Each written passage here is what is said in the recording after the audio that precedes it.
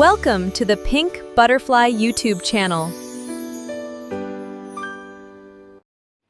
துவரம்பருப்பு 2 கையளவு, கொஞ்சம் நிறையாவே 2 கையளவு போட்டுட்டு அது மூழ்கிற அளவுக்கு தண்ணி ஊற்றிட்டு குக்கரில் மஞ்சத்தூள் வந்து 1/4 ஸ்பூனு, கொஞ்சோண்டு எண்ணெய் அதை ஊற்றி 5 விசில் வர வரைக்கும் வேக வைக்கணும். முருங்கைக்காய் வெண்டைக்காய் சாம்பார் இன்றைக்கி செய்ய போகிறது. இது வந்து வெண்டைக்காய் வந்து தண்ணியில் போட்டு கழுவி வச்சுக்கணும்.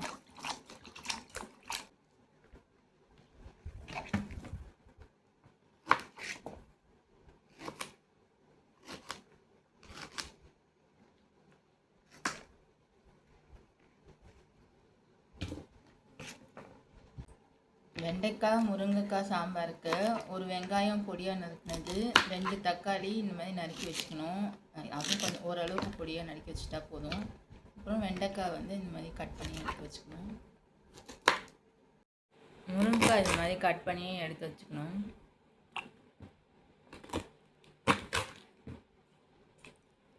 கட் பண்ணி தண்ணியில் போட்டு கழுவி எடுத்து வச்சுக்கணும்.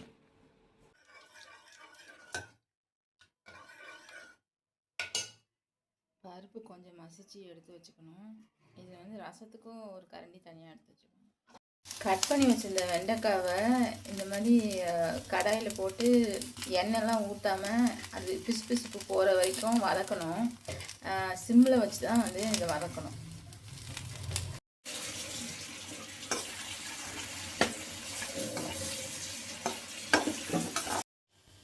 இது ரொம்ப அடிக்கடி கிண்டக்கூடாது, கொஞ்சம் அப்பப்போ கிண்டினா போதும்.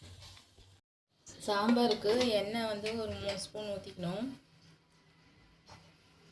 3 ஸ்பூன் 4 ஸ்பூன் ஊற்றிக்கலாம். கொஞ்சோண்டு 1 ஸ்பூன் கடுகு, 1 ஸ்பூன் ஜீரகம். இது நல்லா பொரிஞ்சு வர வரைக்கும் வெயிட் பண்ணணும்.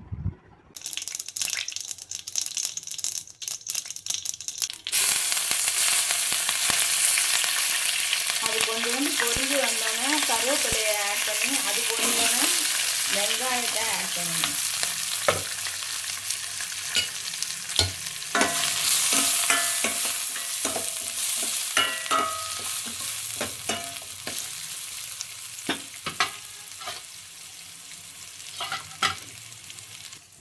வெங்காயம் வதங்கிடுச்சு. இப்போ தக்காளி வந்து ஆட் பண்ணணும். அதில் கொஞ்சோண்டு உப்பு போட்டு வதக்கணும். அப்போ தான் சீக்கிரம் வதங்கும் தக்காளி.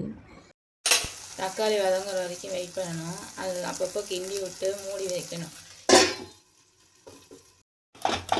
தக்காளி நல்லா மசிச்சு விட்டுக்கணும். அது வந்து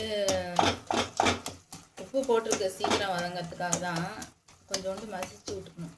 அது கொஞ்சம் வதங்கணுன்னு பாதி வதங்கணும். அப்போ இந்த மாதிரி மூடி வச்சு அப்பப்போ எடுத்து பார்த்து அது வதங்கிச்சான்னு பார்க்கணும். தக்காளி வதங்கிடுச்சு. இப்போ முருங்கைக்காய் எடுத்து போடணும். முருங்கைக்காவும் வெண்டைக்காவும் எடுத்து போடணும்.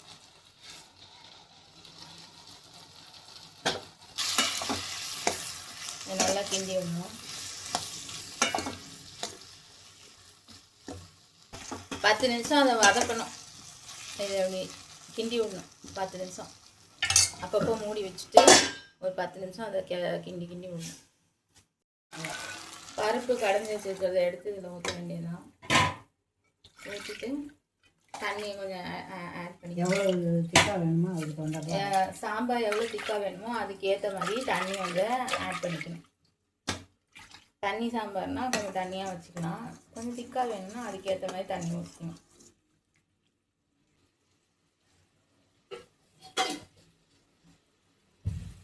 முக்கால் ஸ்பூனு மிளகாத்தூள், 1 ஸ்பூனு மல்லித்தூள், தனியாத்தூள், உப்பு தேவையான அளவு ஆட் பண்ணிக்கணும்.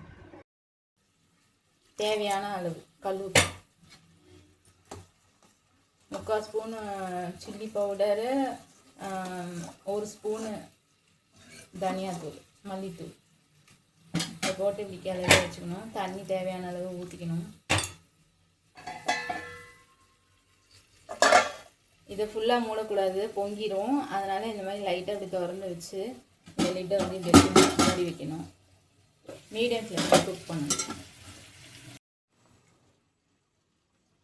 இந்த குழம்பு நல்லா கிண்டி விடணும். அப்பப்போ மூடி வச்சுட்டு எடுத்து எடுத்து கிண்டி விடணும். அந்த முருங்கைக்காலாம் வேகிற வரைக்கும் அந்த குழம்பு வந்து கொதிச்சுட்டு தான் இருக்கணும். ஃபுல்லாக மூடக்கூடாது, இப்படி தான் மூடணும். 10 நிமிஷத்துக்கு ஒரு தடவை கிளறி விட்டுட்டு காய் வெந்துருச்சான்னு பார்க்கணும். காய் வேகலைன்னா திருப்பி வந்து கொஞ்சம் அப்படி கொஞ்சமாக மூடி வச்சுட்டு இந்த மாதிரி மூடி வச்சுட்டு அப்படி அப்பப்போ எடுத்து பார்க்கணும் காய் வெந்துருச்சா அப்படின்னு கிளறி விட்டு.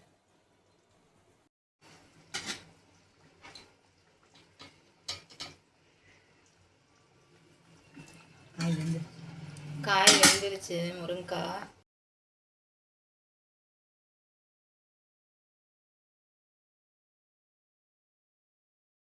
ரெண்டு கை புளி தண்ணி ஊற்றணும். காய் வெந்த பிறகு முருங்கைக்காய் வெந்துச்சான்னு தான் பார்க்கணும். வெண்டைக்காய்லாம் ஆல்ரெடி வெந்திருக்கும். முருங்கைக்காய் நசுக்கி பார்த்தா தெரியும் அது வெந்திருக்கா இல்லையா. கெட்டியாலாம் அமுங்கிச்சுன்னா அது வெந்துருச்சுன்னு அர்த்தம். அப்படி இப்போ இந்த புளி தண்ணி ஊற்றி இந்த மாதிரி பாதியில் கொஞ்சோண்டு லிட்டு இப்படி திறந்து வச்சுட்டு இந்த மூடியை இப்படி திறந்து வச்சுட்டு அதை வந்து வேக வைக்கணும். அது வந்து ஒரு 10 நிமிஷம் வெந்தால் போதும். ஏன்னா புளி ஆட் பண்ண பிறகு ரொம்ப நேரம் வந்து கொதிக்க விடக்கூடாது. அதை புளி ஆட் பண்ணி ஒரு 10 மினிட்ஸ் கொதிக்க விட்டுட்டு ஸ்டவ் ஆஃப் பண்ணிடணும். அவ்வளோதான் ப்ராசஸ். இப்போது 10 நிமிஷம் ஆகிடுச்சு. கொத்தமல்லியை இந்த மாதிரி கழுவி பிச்சு இந்த மாதிரி வாஷ் பண்ணி எடுத்து இதில் போடணும். இறக்கி வைக்கிறதுக்கு முன்னாடி இந்த சாம்பாரை.